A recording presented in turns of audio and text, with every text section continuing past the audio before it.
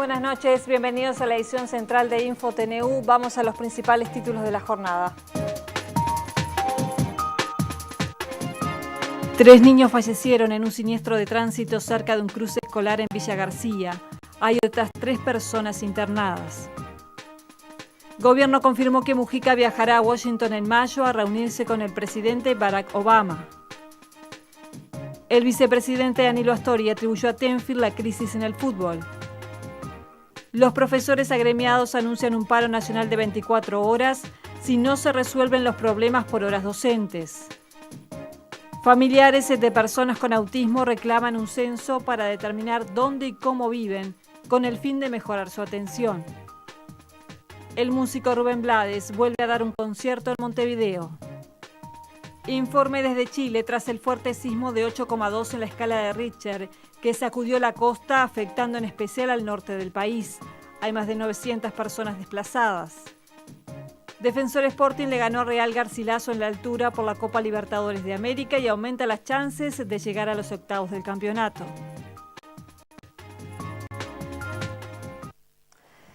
Se lo decíamos en títulos, 3 niños de 1, 3 y 4 años fallecieron este mediodía tras un siniestro de tránsito. Un automóvil Fiat Palio se dirigía por Ruta 8 hacia Pando cuando a la altura del kilómetro 21,5 se salió del carril rápido. Por la banquina en sentido contrario del tránsito caminaba una mujer de 24 años con sus hijos. Los 3 niños fueron atropellados y fallecieron por este fuerte golpe. La mujer está con fractura de cadera y varios traumatismos, internada en Comepa, mientras que hay un adolescente de 15 años que también está politraumatizado grave, internado en una mutualista privada de Montevideo.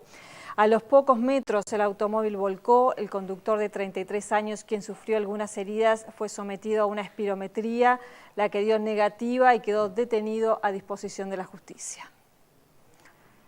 Están surgiendo novedades hasta ahora en el fútbol, así que ya le damos la bienvenida a Martín Franco. Buenas noches. Buenas noches, Andrea. Buenas noches para todos. Sí, parecía que iba a ser un día por lo menos más tranquilo, ¿no? De menos novedades y menos noticias. El tema iba a ser lo que pasó y lo que sucedió después de las declaraciones de Astori, todo lo que generó y las repercusiones. Pero bueno, los clubes parecía que tenían todo armado. Sin embargo, en la asamblea la historia se partió. Hay equipos que quieren que vuelva Sebastián Bauzá y así lo propusieron. Y además llegó una notificación de suspensión a la Asociación Uruguaya de Fútbol. Hay muchos temas para hablar y por eso queremos arrancar el contacto con Diego Tavares, que está presente en la asamblea de clubes. Diego, ya te recibimos para ver las novedades. Primero arrancar, me parece, con esos votos que se dieron y algunos equipos que quieren la vuelta de Sebastián Bauzá.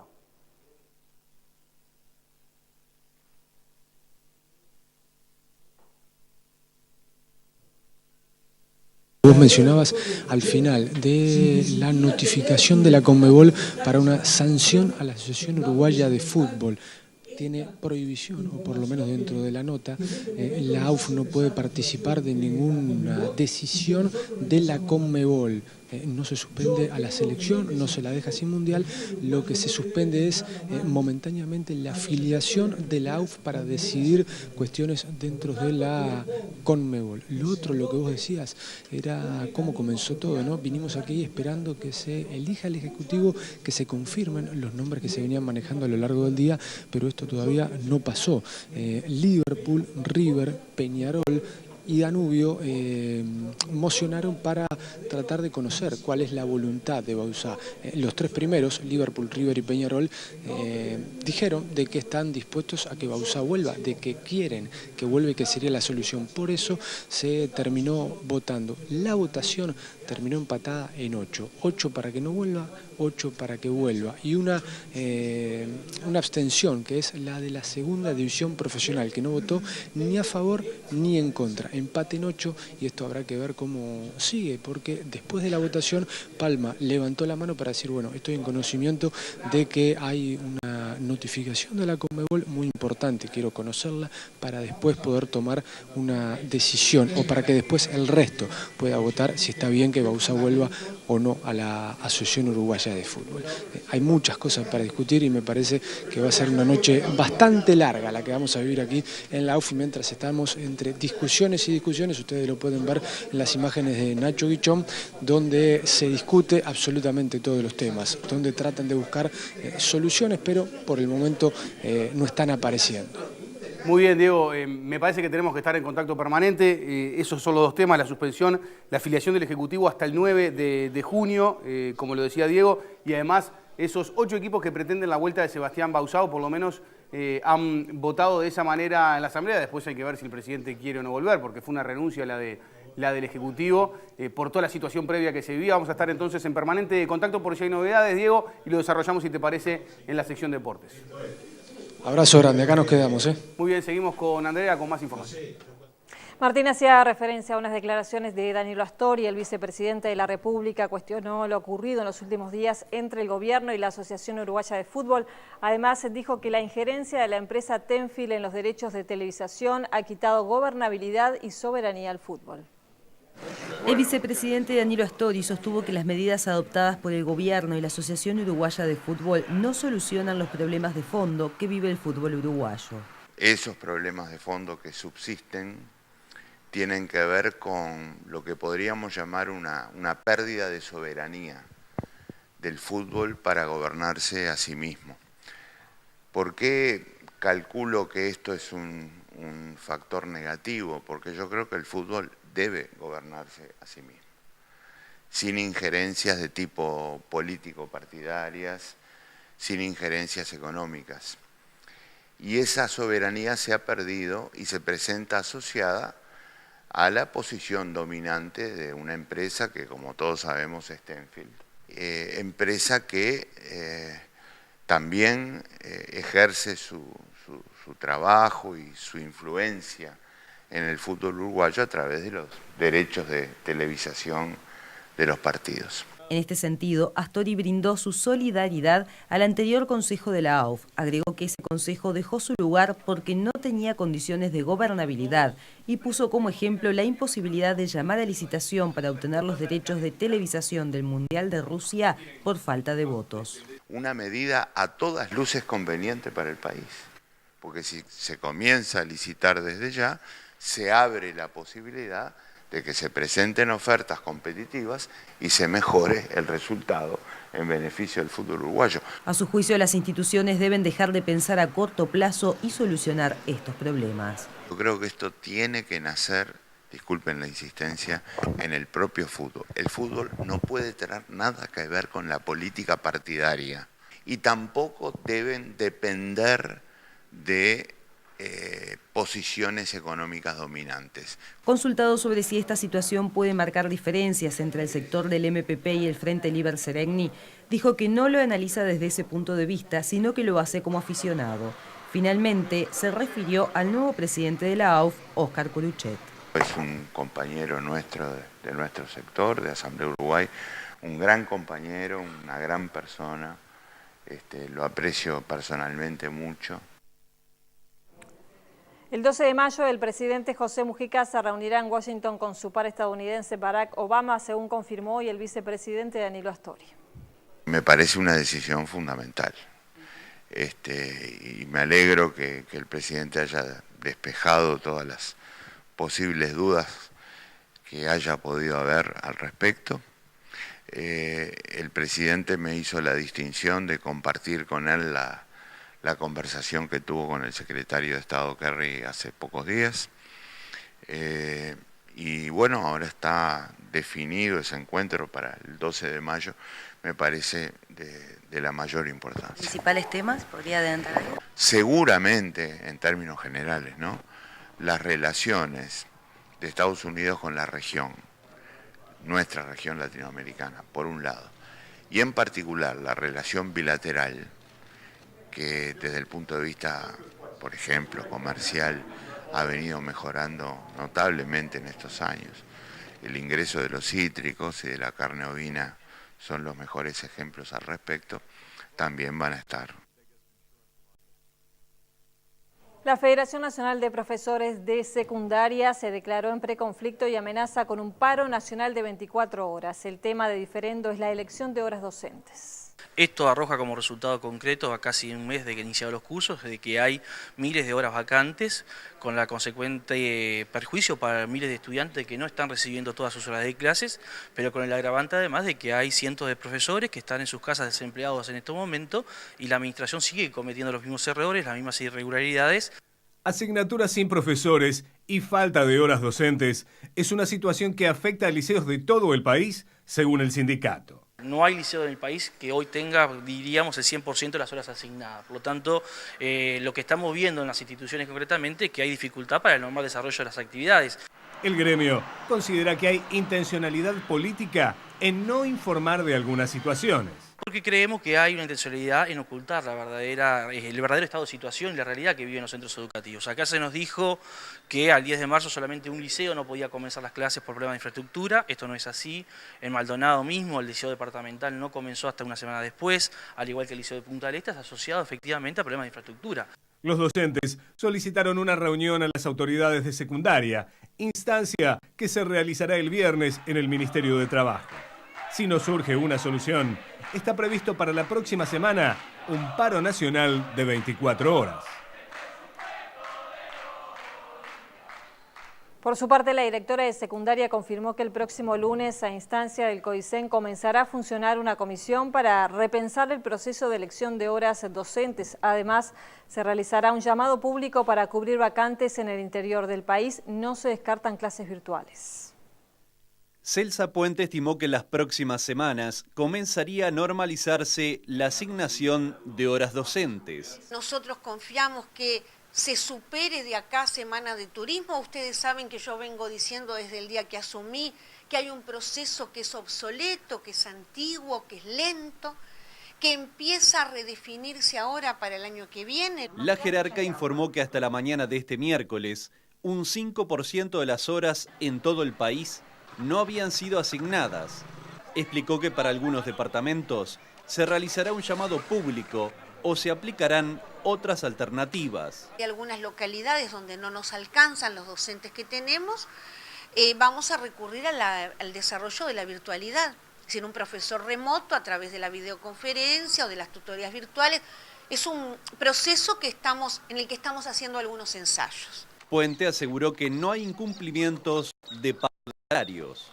Aún en los casos en que los liceos remiten la asignación de horas en el día, a las 48 horas están procesando por planillas complementarias los pagos. La directora de secundaria explicó por qué no accedieron al pedido de entrevista con representantes de FENAPES. Nosotros estamos reformulando la vida de 2 oficinas centrales de secundaria, recursos humanos y departamento docente. Realmente ayer no los podíamos atender, no fue una descortesía ni un acto de desánimo en el diálogo. Celsa Puente estimó además, en otro orden, que este jueves personal de seguridad ya comenzará a trabajar en el Liceo 33 de Camino Carrasco y así solucionar el conflicto. Hay algunos tiempos de los llamados de las licitaciones que, aunque sean abreviadas, no se pueden saltear y eso nos llevó estos días, pero confiamos que mañana esta situación estará resuelta. El Poder Ejecutivo promulgó la Ley 19.176 sobre responsabilidad penal empresarial que fue aprobada el pasado 17 de marzo en el Parlamento. Esto implica que a partir de hoy puede ser aplicada por la justicia. Esta normativa, que generó polémica y estuvo amenazada por acusaciones de inconstitucionalidad, establece una pena de 3 a 24 meses de prisión para el empleador que no adopte medidas de seguridad laboral, poniendo así en peligro grave y concreto la vida o la integridad física del trabajador, dice el texto. La Intendencia de Montevideo aumentó los controles de venta de alimentos en ferias vecinales y comercios. El director de la División Salud recomendó a los consumidores que aporten información ante dudas o situaciones irregulares. En el último mes la Intendencia descubrió una red de comercialización de alimentos vencidos. En algunas ocasiones también maniobras fraudulentas, o sea, no solamente vencimientos ocasionales o casuales, o errores, sino también maniobras. La venta se realizaba principalmente en la periferia y lugares no formales. En ferias de Montevideo, donde estaban involucrados un conjunto de depósitos que acumulaban esa mercadería con condiciones completamente fuera de reglamentación, ¿no? Los inspectores de la Intendencia recibieron capacitación y nueva tecnología. Hay un sistema de laptops con lector de código de barras que permite chequear, solo pasando el lector de código de barras sobre el alimento, cotejar si el alimento está registrado, si tiene habilitación en tiempo y forma y si las condiciones de su acondicionamiento son las adecuadas. Para la Intendencia, el Contralor de Alimentos tiene 3 bases: la fiscalización, la capacitación de quienes manipulan los alimentos y la acción de los consumidores pidiendo información o denunciando. Funciona en un periodo con atención directa y en otro con correo de voz, pero en todos los casos se toman las denuncias y se buscan hacer los procedimientos que corresponden. Se dispone del teléfono 1950 interno 2131 para informar sobre irregularidad de alimentos. El precandidato del Partido Nacional, Jorge Larrañaga, realizó esta tarde una recorrida por algunas zonas de Montevideo. En las últimas horas hubo también varias actividades políticas partidarias. Vemos algunas de ellas. En Tiendas Coloradas, el líder de Vamos Uruguay, Pedro Bordaberry, recorrió varios puntos del departamento de Canelones junto a los candidatos Sergio Perrone y Gustavo Espinosa, agrupados en la lista 110. El precandidato colorado dijo querer ser presidente y no senador para estar en condiciones de solucionar los problemas de la gente. Porque lo que nos interesa es tener una buena educación para que cada niño, cada joven puedan tener las mismas oportunidades. Si pagamos impuestos para que nos den seguridad, vamos a traer seguridad. Vamos a devolverle a las familias uruguayas la paz y la tranquilidad que necesitan. Llegó el momento de encarar las causas de todos estos problemas, no las consecuencias. Y a partir de eso curar al Uruguay. Pero les voy a decir una cosa, yo no quiero ser senador de vuelta, quiero ser presidente. Porque el presidente es el que soluciona los problemas. El martes por la noche, en el Parador Quibón, en la Rambla montevideana, Raúl Sendic lanzó su candidatura al Senado por Compromiso Frente Amplista, lista 711. Por un lado, el fortalecimiento de la cultura del trabajo y por el otro lado, el fortalecimiento de la cultura empresarial de riesgo, de innovación, de agregado de valor, de agregado de tecnología, de biotecnología. Tenemos necesariamente que buscar esa combinación entre el mayor esfuerzo, el mayor sacrificio, por un lado, la mayor productividad, pero también del otro lado, la apuesta al riesgo, a la inversión, a la sofisticación, al agregado de valor, a la formación de capacidades, a la responsabilidad social de nuestros empresarios.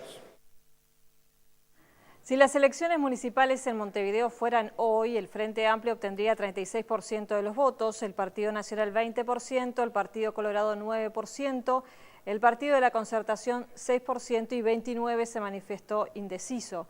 Estos datos se desprenden de la encuesta de Cifra divulgada anoche.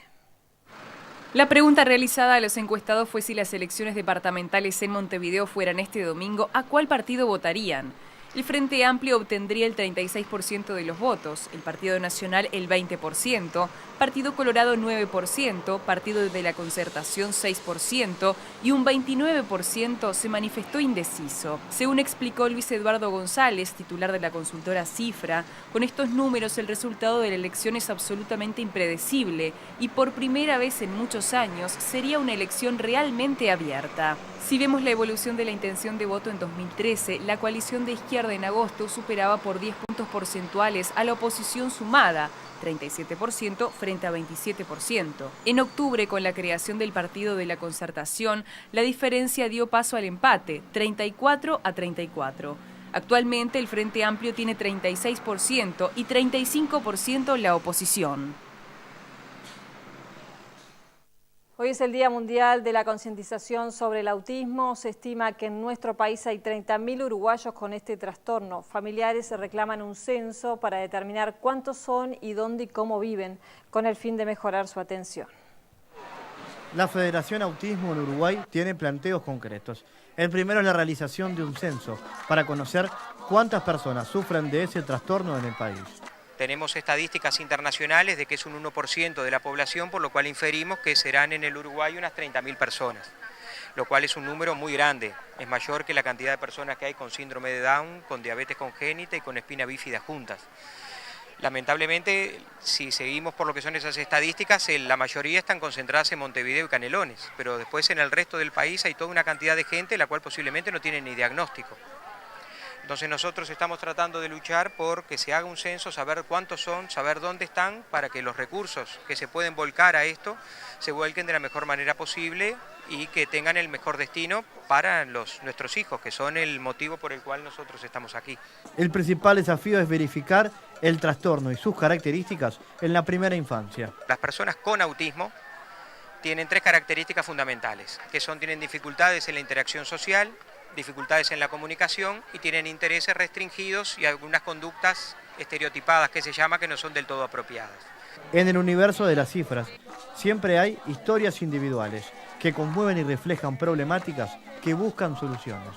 El acceso a la educación formal es uno de los planteos más importantes de las familias de niños con el trastorno del autismo. El asunto ha llegado a planteos formales ante las autoridades del Ministerio de Educación. Soy papá de un niño autista preadolescente de 13 años y bueno, hace un año que el niño está sin escolarización. Te cuento que el niño es no es académico, es cognitivo, o sea que necesita aprender normas sociales. Él durante 5 años fue a una academia privada, a un instituto privado, y luego al entrar en la preadolescencia cambió su comportamiento, se puso más activo, y entonces, bueno, nosotros tuvimos que sacarlo a pedido de la escuela, lo estabilizamos durante 3 meses para que estuviera socialmente estable, y luego no le aceptaron de nuevo, y bueno, y hace un año que el niño está en casa, y tenemos una situación complicada porque es un niño que depende totalmente de mi esposa.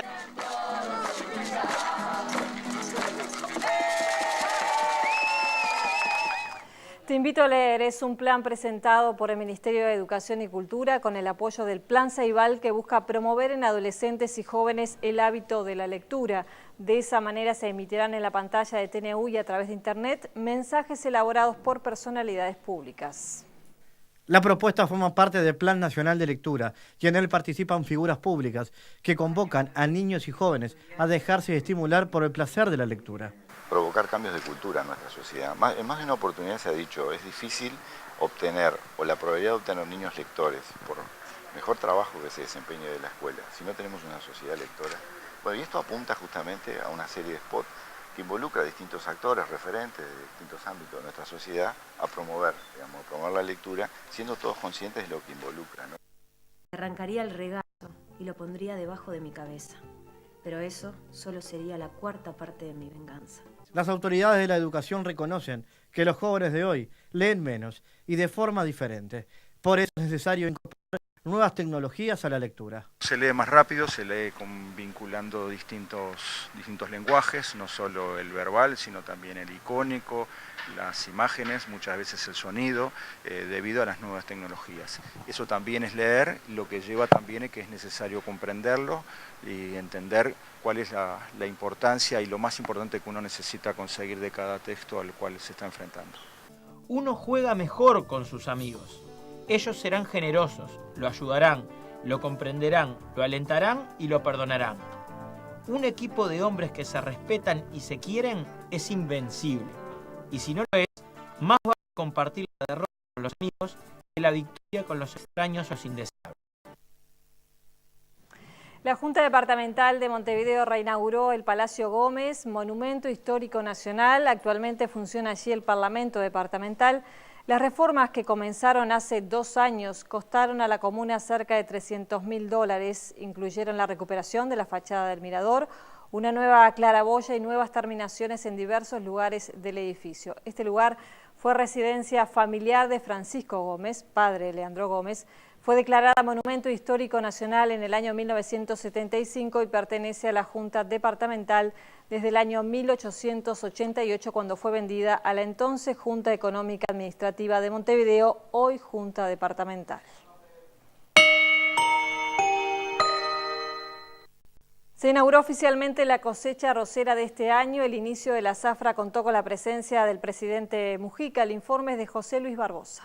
El presidente de la República, José Mujica, que llegó al lugar acompañado por el titular del INAC, doctor Alfredo Frati, abogó por la unión de los cultivadores de arroz. El país no puede darse el lujo de perder el puñado organizado de productores de arroz, que son pocos, pero son un ejemplo para todo el campo, en el sentido que han logrado mantener un sentido gremial.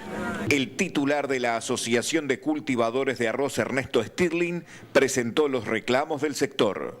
No queremos tener personal en el seguro de paro, no queremos achicar las empresas, sino al revés, seguir generando riqueza para el país, y una riqueza que sale de campos que solo se veían vacas y alguna oveja, a esto que vemos acá, y que es una invernada después, una pradera como lo ven, y que el ganado ya está gordo para embarcar. Esto no cualquier sector lo hace, lo puede hacer. En el gobierno admiten que el sector atraviesa dificultades. Hay una realidad, que los números hoy para el agricultor arrocero son ajustados. De hecho, los niveles de grano que va a obtener el sector en esta zafra van a ser iguales o algo menores del año anterior. Delegaciones de escolares han llegado a la fiesta del arroz aquí en el departamento de 33. Llegaron escuelas de Vergara y de La Charqueada. La verdad que es muy importante para nuestra zona, ya que la base, ¿verdad?, de nuestra economía es el arroz. Y este acercamiento que tienen los niños a una chacra, la verdad que no todos tienen acceso a ellas. Me parece que la verdad que es muy importante esta oportunidad. Yo vivo en Vergara y no vengo mucho acá. Mi abuelo sí vive en Campaña y yo siempre voy y trabajo con él así. ¿Y planta arroz tu abuelo? Sí. La ceremonia tuvo lugar en una chacra familiar de Ruta 91 cercana a la localidad de Vergara, en el departamento de 33. José Luis Barbosa con la cámara de Humberto Calvete, InfoTNU. El ministro de Economía, Mario Vergara, se refirió a la evolución de la economía uruguaya. Señaló que el crecimiento se explica por las exportaciones, que el año pasado significaron 23% del Producto Bruto Interno, y también por las inversiones. Esa cifra de 4,4% es un excelente resultado, tanto comparado con la visión histórica de largo plazo del crecimiento de la economía uruguaya, que es bastante más bajo que esa, como también lo que son ahora las tasas de crecimiento a nivel global. Yo diría que excluyendo lo que son China y algunos países asiáticos, este es un guarismo envidiable por la mayor parte de los países, y sobre todo también en la región, ¿verdad? Uno tiene a un Brasil que está creciendo por debajo del 2%, una Argentina que va camino a crecer también de manera bastante magra en este año, incluso Chile, que muchas veces se toma como referencia. El dato de enero interanual estaba dando una tasa de crecimiento del 1,4%, o sea, el registro de Uruguay es una buena noticia, y además el hecho de que la estructura de ese crecimiento sigue siendo también saludable. ¿Pero sorprendió ese porcentaje de 4,4%? Bueno, en general lo que son las estimaciones y las proyecciones que hacen los analistas privados que recaba el Banco Central mensualmente, tenían todos proyecciones sensiblemente menores, ¿verdad? Más bien de 4% hacia abajo, o sea que creo que el 4,4% es un resultado que en alguna medida debe haber tomado un poco de sorpresa a muchos analistas. Las exportaciones hacia China totalizaron 196 millones de dólares en lo que va del año, y de esta forma experimentaron un crecimiento muy importante de 39% respecto al primer trimestre de 2013. Los productos que más incidieron en este aumento fueron leche y madera en bruto. El dato económico lo aporta el Instituto Uruguay 21. Vemos ahora la cotización de las principales monedas.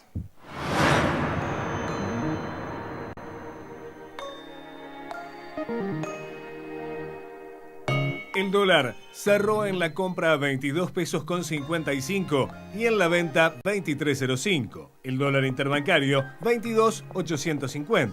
Peso argentino 1.75 2.70. Real 9.10 10.60. Euro billete 30,85 31 pesos con 90. Compra y venta respectivamente. La unidad indexada cotiza a 2.8315.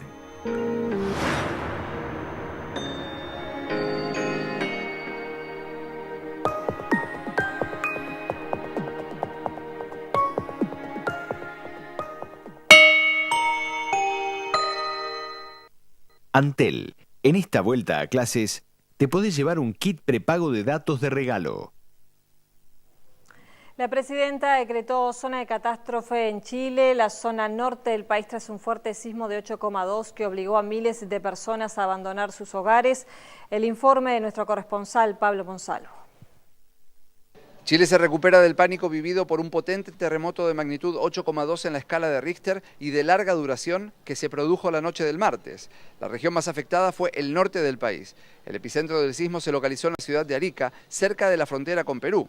Las autoridades de la Oficina Nacional de Emergencias activaron la alerta por tsunami y ordenaron evacuar de forma preventiva todo el borde costero chileno de unos 4.400 kilómetros aproximadamente, unas 900.000 personas en total. Pero la amenaza quedó sin efecto a primeras horas de esta mañana, permitiéndole a los pobladores regresar a sus viviendas, muchas de las cuales sufrieron daños estructurales serios.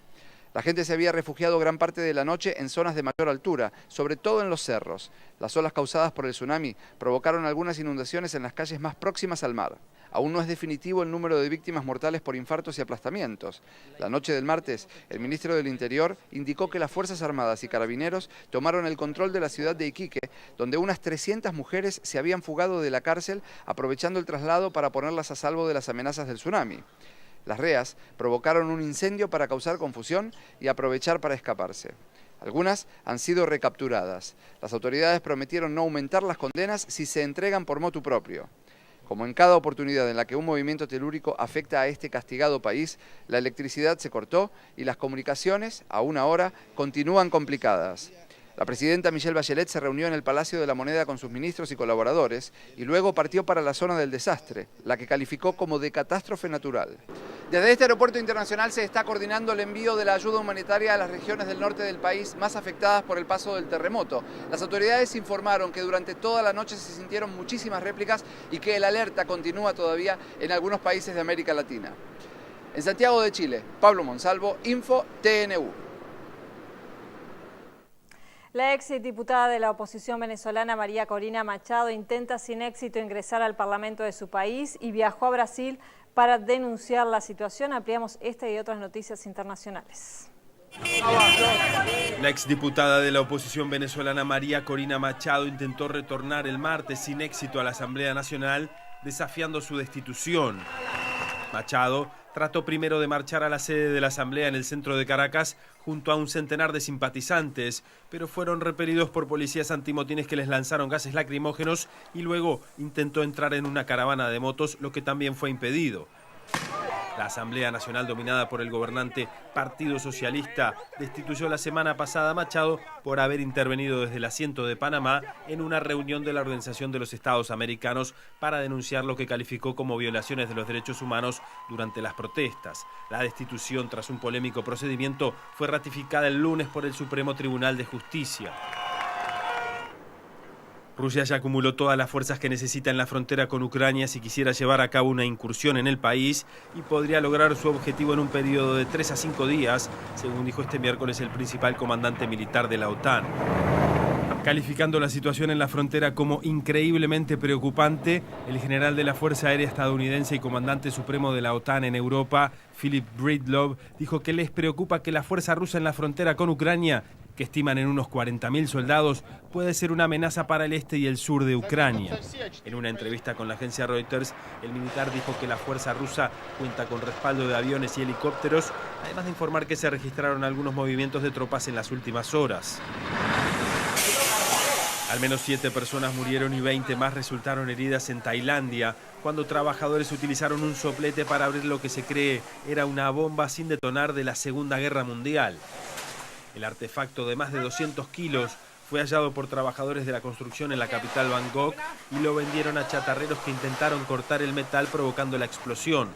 Según recuerda la BBC, aviones aliados lanzaron bombas en Bangkok cuando la ciudad estaba ocupada por los japoneses. Continúa la asamblea de clubes de la Asociación Uruguaya de Fútbol, en donde había que votar un nuevo reglamento sobre la violencia. Eso fue lo que se dijo a la salida ayer de la Torre Ejecutiva, pero todavía no se ha hablado del tema. Las dos noticias que nos daba Diego Tavares en el arranque del informativo: la notificación de la Conmebol la suspensión para el Ejecutivo, para los delegados que no van a poder participar hasta junio de las diferentes votaciones en la Conmebol, de ningún evento que organice la Confederación Sudamericana de Fútbol, y después el 8-8. Parecía que estaba todo encaminado para definir un Ejecutivo, pero sin embargo hay 8 equipos que quieren la vuelta de Sebastián Bauzá y la B todavía no votó. Algunos piden cuarto intermedio, otros quieren votar ahora, y volvemos con Diego Tavares, que tiene las noticias porque está ahí, en la Asamblea de Clubes. Diego, te recibimos nuevamente con las novedades directamente desde la AUF. Nacho. Bien, Martín, ¿qué tal? ¿Cómo está? Estamos aquí en la asamblea. Ustedes pueden observar en las imágenes de Nacho Bichón que los dirigentes se están retirando en este momento porque acaba de comenzar un cuarto intermedio. Yo me voy a tratar de ubicar. Le pedimos a Alejandro, ahora sí, a ver. Vamos a tratar de informarnos. Hay un cuarto intermedio, se acaba de votar porque no logran ponerse de acuerdo, tampoco es demasiado lo que se ha avanzado. Disculpen la desprolijidad de las imágenes, pero acaba de ser todo demasiado pronto, ¿no? Yo voy a retirarme para que Nacho Bichón pueda panear tranquilamente y no tener que cruzarme delante de cámara con nadie. Vamos a empezar de a poco a tratar de informarnos, de pasar en limpio lo que ha pasado. Hay un cuarto intermedio de una media hora solicitado por la segunda división profesional para tratar de solucionar el tema de los 8 contra 8, ¿verdad? En la votación de la continuidad de aceptarle o no la renuncia a Sebastián Bauzá y al Ejecutivo, quedaron 8 a favor y 8 en contra. Y la que se abstuvo fue la segunda división profesional, que pidió el cuarto intermedio para dialogar con el resto de los equipos que integran la B y conocer su postura para poder votar. Está igualado y hay que tomar una decisión. Más allá de esto, se discutió muchísimo, Martín, sobre el tema de la Conmebol, que seguramente también le cambie el voto a alguno de los que levantaron por sí o por no en el principio de la asamblea, cuando hubo que votar y elegir para ver si le pedían a Bauzá que vuelva a hacerse cargo de la AUF o no. Voy entrando en plano de vuelta porque ya se ha calmado un poquito más, los dirigentes se han ido. Eso como primera novedad, ¿no? Todos están haciendo sus gestiones, todos están hablando con sus compañeros de directiva para conocer algunos de los detalles. Esto con respecto a lo de la votación de Bauzá, 8 a favor y 8 en contra. Si querés te digo cuáles fueron los 8 de un lado y del otro, ¿no? Para que no vuelva Bauzá, votó Cerro Largo, Miramar, Nacional, Rentistas, El Tanque, Sudamérica, Cerro y Juventud. Para que vuelva Sebastián Bauzá, los que votaron son River, Liverpool, Wanderers, Peñarol, Fénix, Defensor, Danubio y Racing. Es decisivo el voto de la B, más allá de que alguno puede cambiar la opción a la hora de volver a votar estas cuestiones. Sí, José Luis Palma fue el que pidió que leyera la notificación de la Conmebol. Ahí un poco cambió el carácter de la asamblea. Parecía que estaba todo armado, ¿no? Las reuniones en el Náutico, la reunión de hoy al mediodía también en un restaurante para almorzar y para definir también, y además estaban los nombres también del nuevo ejecutivo, pero sin embargo cambió todo en esa asamblea. ¿Qué fue lo que pasó, Diego? ¿Quiénes fueron los primeros equipos que empezaron a opinar sobre que Bauzá tenía que volver a ser el presidente de la AUF y que esto no podía seguir este camino? Bueno, la moción fue claramente de 3, ¿no? Liverpool, River y Peñarol fueron los que participaron en el inicio de la asamblea y solicitaron el reintegro de Sebastián Bauzá y del resto del Ejecutivo. Se tomó en consideración, se votó, pero quedó todo igualado. Después surgió la novedad de la Conmebol, fuerte, interesante, donde se suspende la afiliación de la Asociación Uruguaya de Fútbol hasta el 9 de junio a la hora de tomar decisiones dentro del organismo continental, no a la hora de jugar a la pelota. Que quede claro, algún despistado puede pensar que la selección queda fuera del Mundial. No, esto es hasta el 9 de junio y hoy la selección va a poder jugar, pero habrá que ver cómo se toma esto. Ni bien lleguen los descargos, o mejor dicho, ni bien lleguen los motivos por el cual se suspende la afiliación de la AUF, los miembros de la AUF, vaya a saber uno quiénes, tienen 72 horas para hacer sus descargos correspondientes. Esto también sirve a modo de información. Sí, totalmente. Además hay un tema, AUF Conmebol, que va a seguir. Hay 7 presidentes que fueron sancionados por la Conmebol, que no pueden ejercer las funciones que le corresponden, y además esos 7 clubes tienen que ratificar después de Turismo a la justicia las denuncias a Julio Grondona y a Eugenio Figueredo, y ya escuchamos en la asamblea de clubes que algunos presidentes de esos clubes decían que tal vez no lo hagan porque iban a poner en riesgo a la institución y capaz que deciden no ir y ratificar la denuncia que hoy está corriendo. Por eso digo, hay un ida y vuelta AUF-Conmebol que va a seguir y que se mantiene. Sí, Martín, déjame ver si puedo hablar con el presidente de River un segundito para conocer la impresión. A ver, Álvaro, le pido que gire, que tenemos la cámara de aquel lado. Bueno, cuarto intermedio, una asamblea que comenzó para una cosa, pero que terminó discutiéndose poco y nada de lo que vinimos, ¿no? Sí, terminó en otra cosa con esta bomba que llegó de esta información de la Conmebol, suspendiendo al fútbol uruguayo, la Asociación Uruguaya de Fútbol, hasta el 9 de junio. Me parece que es muy grave todo este asunto. Aparentemente lo que me dice acá el doctor Leiza, que él piensa que es por declaraciones de políticos uruguayos o la injerencia del gobierno en el fútbol. Así que no sé, veremos qué pasa.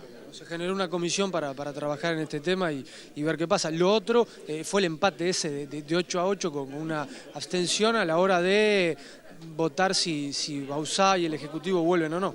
Sí, yo considero que lo más positivo es que vuelva el Ejecutivo de Bauzá, que son los que están en funciones, estuvieron hasta hace 3 días, y bueno, que sigan hasta que termine su mandato, más con estas cosas que están viniendo ahora. Muy amable.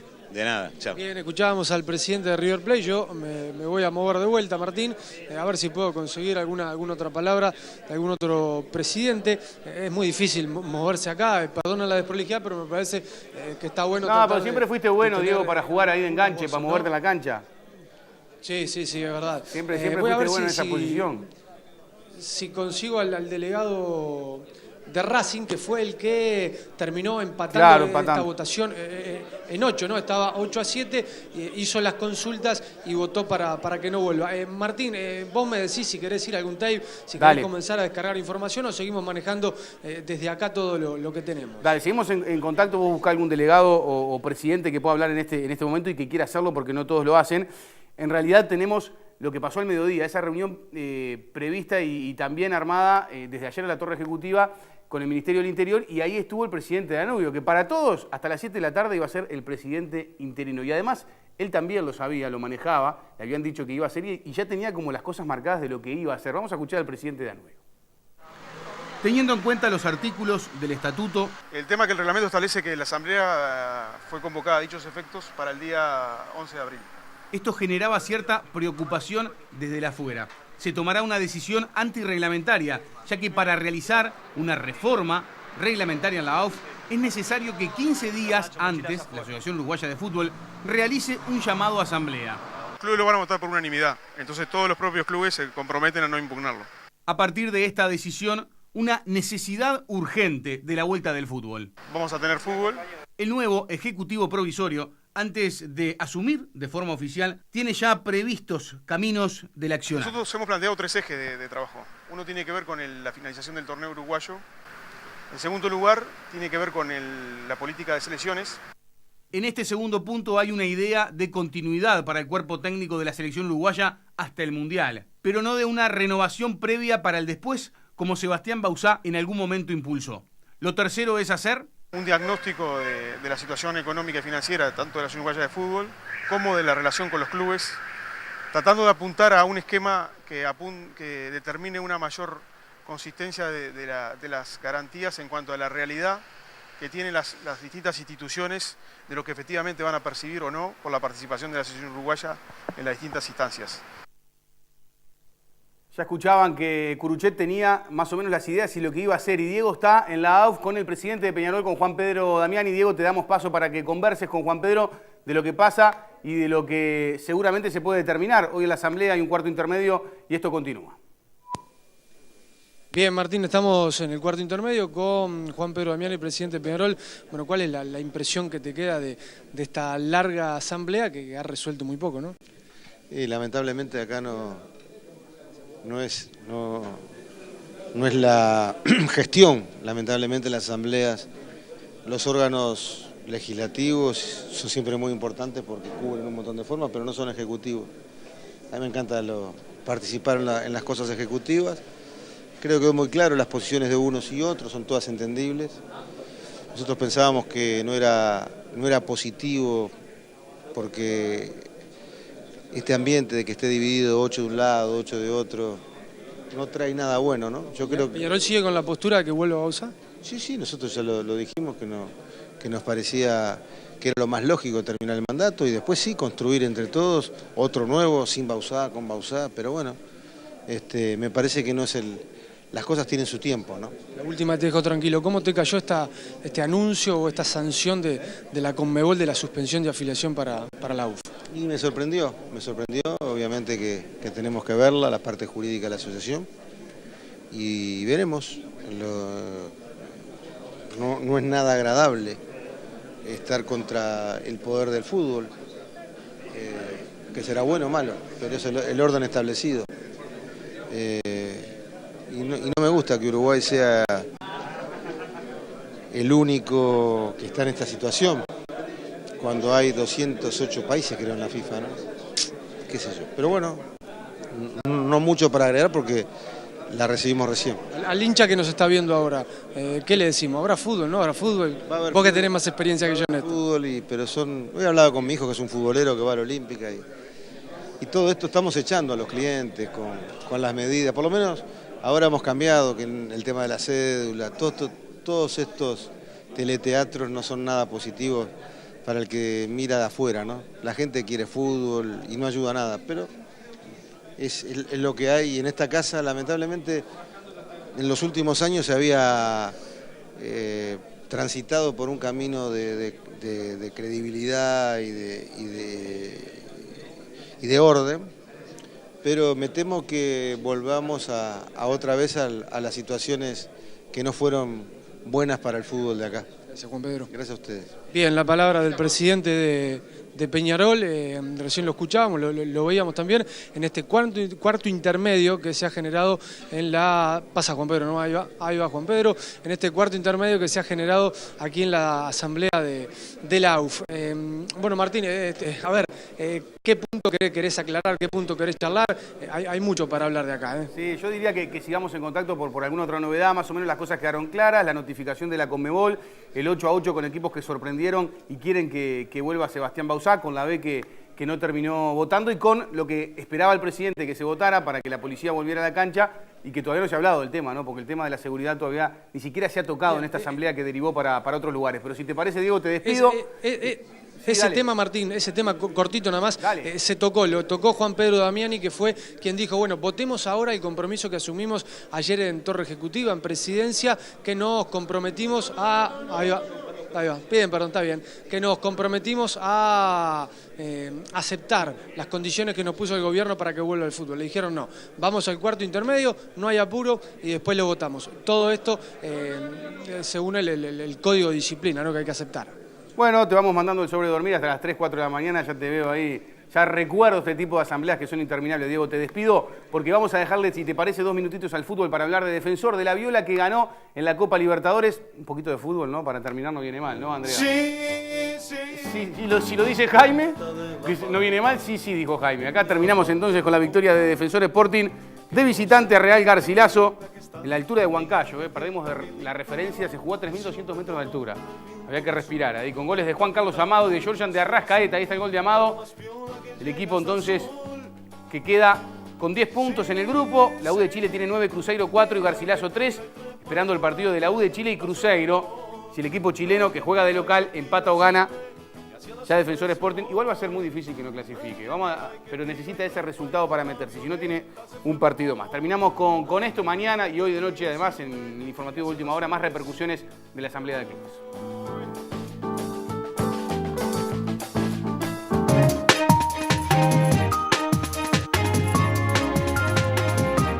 El Producto Bruto Interno creció 4,4% en 2013 según el informe del Banco Central. Al mismo tiempo, el Instituto Nacional de Estadística reveló que 30.000 personas dejaron de ser pobres y destacó que la pobreza infantil fue la que más se redujo en los últimos 8 años. El informe del Banco Central señala que todos los sectores de actividad, con excepción de la industria manufacturera, registraron tasas de crecimiento. En los últimos 10 años, el porcentaje de personas pobres pasó del 40% en 2004 al 11,5% en 2013. El gobierno del presidente José Mujica se propuso como meta concluir este periodo con un índice de 10%. El estudio del INE señala que la pobreza se concentra en las zonas urbanas.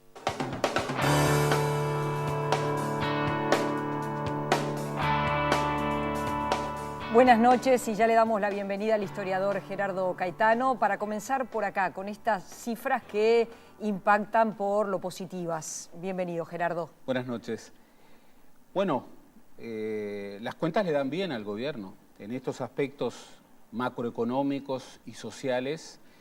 Estas informaciones que han surgido del informe del Banco Central son realmente muy positivas, como así lo ha reconocido la oposición a través de algunos de sus principales dirigentes. Y hay que reflexionar sobre los números, porque no es solamente que el producto creció bastante más de lo esperado, muchos dudaban que se llegara al 4% de crecimiento en el 2013, sino que, bueno, alcanzó una cifra importante, 4.4. Es el 11º año del país en crecimiento. No hay otro periodo en la historia del país en donde haya un crecimiento, y un crecimiento a estas tasas. El Uruguay está creciendo por encima, bastante por encima de su promedio histórico, está creciendo por encima del promedio de la región, una región que está creciendo también, está creciendo por encima del promedio de sus vecinos. Pero además, el Uruguay tiene el ingreso per cápita más grande de América Latina. Tiene, de alguna manera, la consolidación de esta recalificación del año pasado, que es la de un país de renta alta. Es decir, son datos muy fuertes en la marca económica, que por otra parte tienen algunos datos conexos muy importantes. En primer lugar, el crecimiento de la inversión. Recordemos 2002, 2003, 2004. El país tenía índices de inversión bajísimos, de los más bajos de América Latina, se lo comparaba con Haití. Bueno, aquí hemos crecido, los últimos datos refieren a una tasa de inversión de 23% del producto. Es más, todo el mundo habla del consumo, que es tal vez lo que más sentimos y lo que más miramos, pero la principal explicación de este crecimiento del producto mayor a lo esperado tiene que ver con la inversión. Y en particular tiene que ver con la inversión extranjera, que alcanzó un 5% del producto. Son datos muy fuertes que hablan de una continuidad de crecimiento económico importante.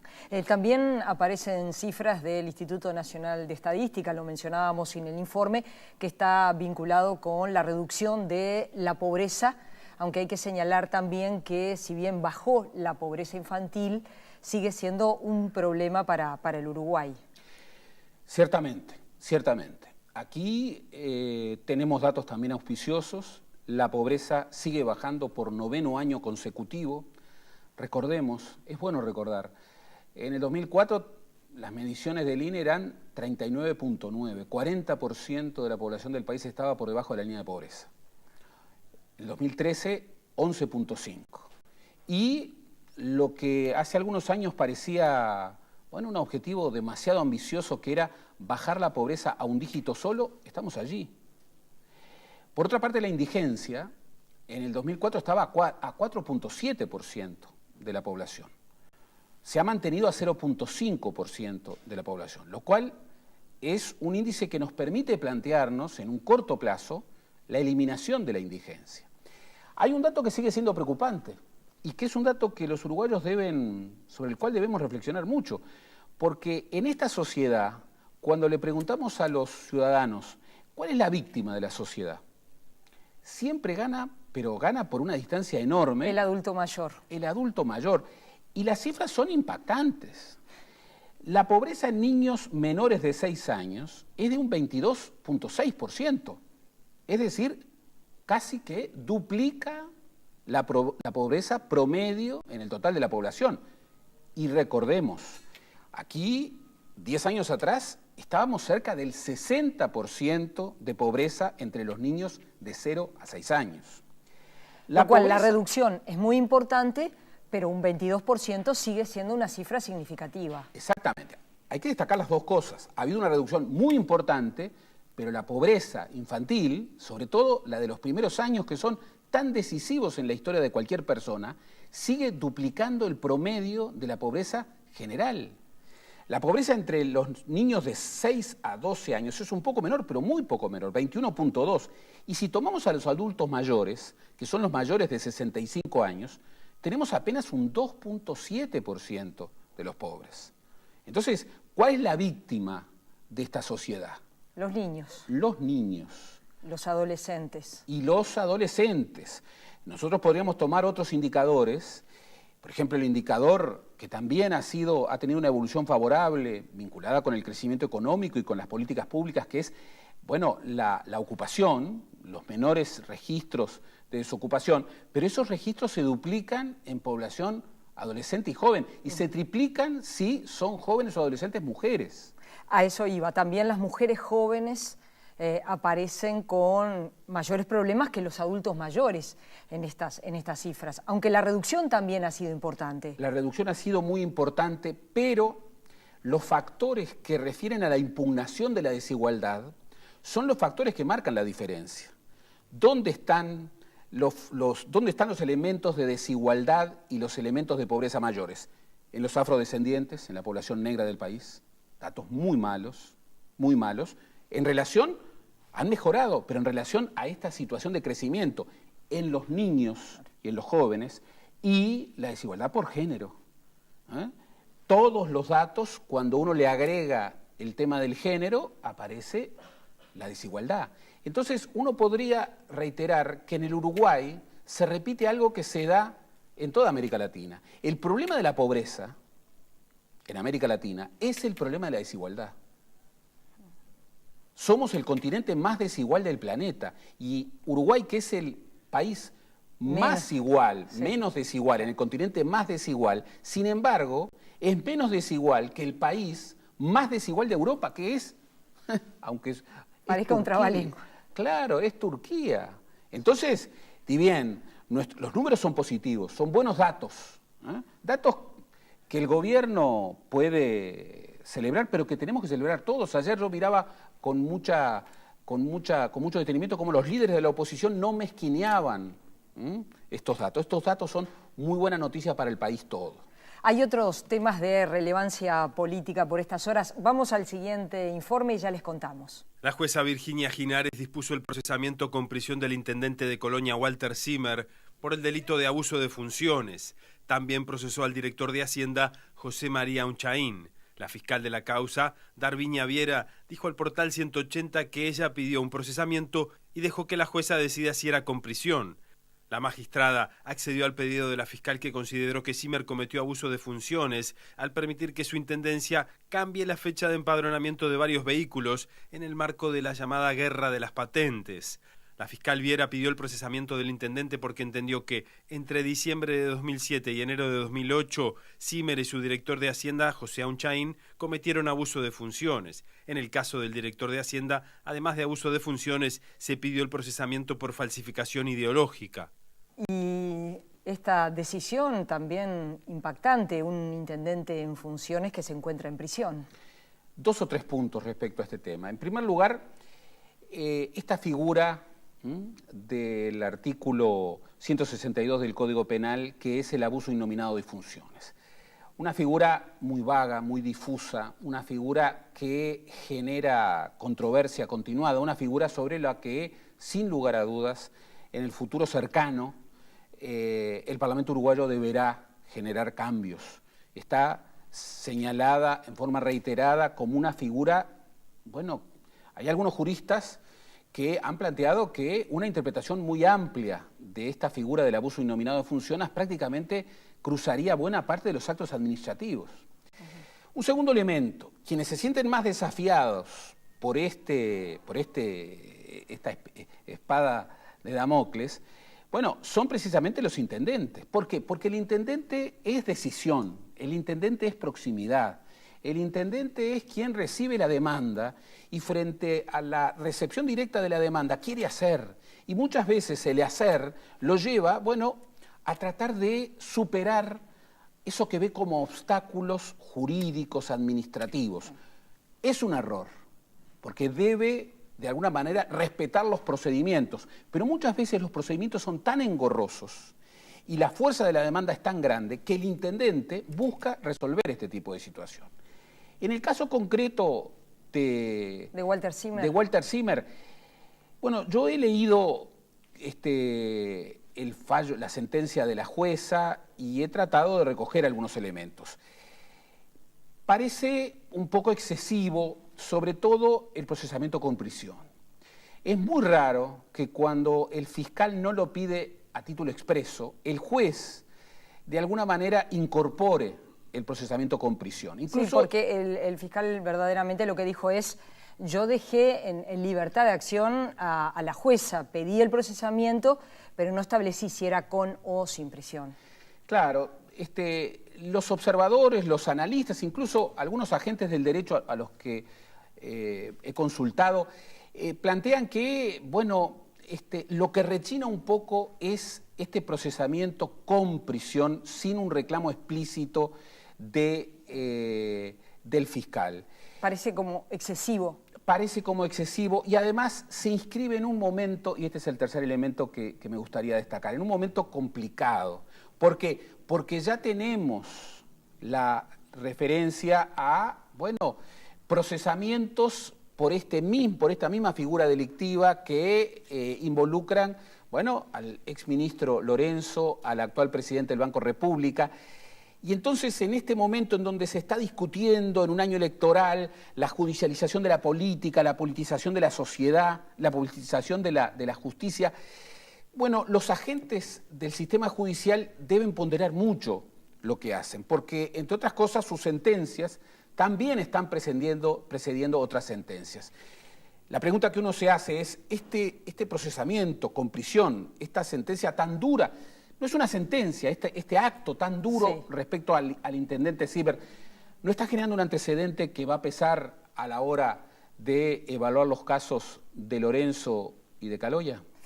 Lo veremos. Gracias, Gerardo. La seguimos. Nosotros los invitamos con más Info TNU.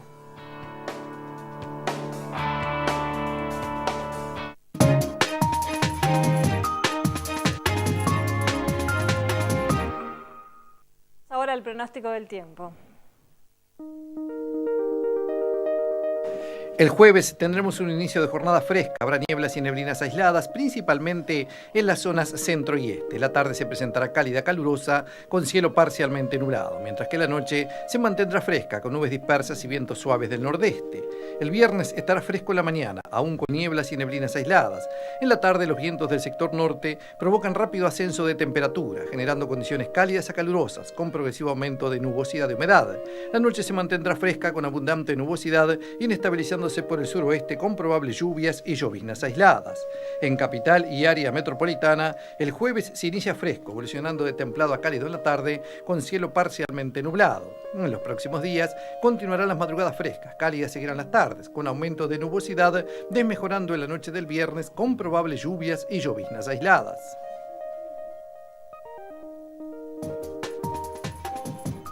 Continúen con la programación de TNU, ya llega La Esposa Ejemplar, la actualización de la información en la edición de cierre a la medianoche. Hasta mañana.